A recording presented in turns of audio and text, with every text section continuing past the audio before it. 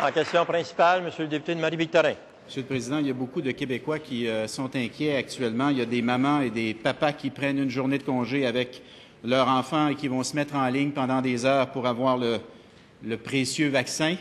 Ils se font dire par le ministre « Restez calme, soyez respectueux des autres, attendez votre tour, il va venir ». Et ces mêmes parents apprennent par les journalistes, encore une fois, que des détenus ont été vaccinés, vaccins auxquels ils ont droit, comme tout le monde, mais ce n'est pas leur tour, Monsieur le Président. Ils ne sont pas un groupe prioritaire. Le premier ministre ne les a pas mentionnés tout à l'heure dans sa réponse. Alors, le ministre de la Santé répond quoi ce matin aux parents qui attendent, et aux autres, qui attendent patiemment leur vaccin et qui apprennent, assez furieux d'ailleurs, que des détenus ont été vaccinés avant que ce soit leur tour?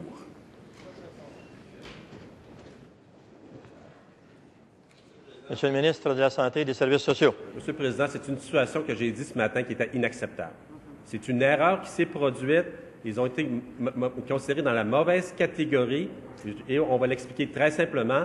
Dans les consignes, les gens qui sont à domicile, incapables de se déplacer, qui sont captifs de leur domicile, étaient supposés de recevoir la vaccination. Et il y a un CSS qui a fait une mauvaise interprétation et on a corrigé aujourd'hui et la consigne est très claire. Ils seront vaccinés à leur tour selon leurs priorités.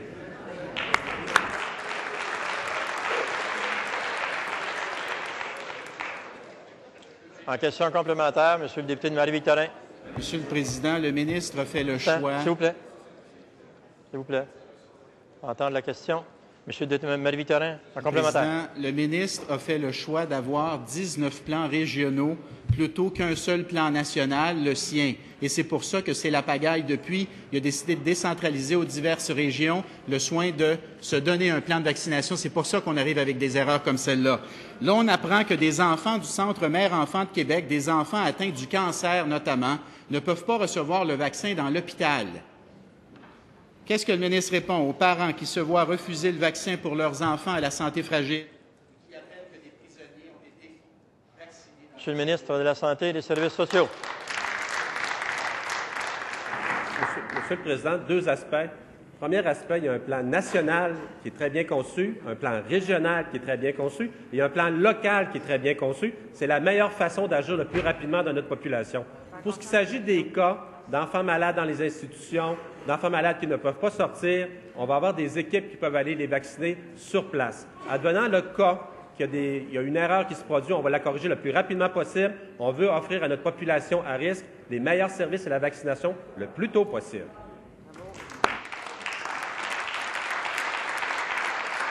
En question complémentaire, Monsieur le député de Marie-Victorin. Monsieur le Président, je vais vous lire un témoignage d'une dame de la région de Québec. Cette semaine, mon conjoint passe à l'hôpital pour y recevoir des traitements de chimiothérapie. S'il le garde à l'hôpital toute la semaine, vous vous doutez bien que ce n'est pas de la petite chimio.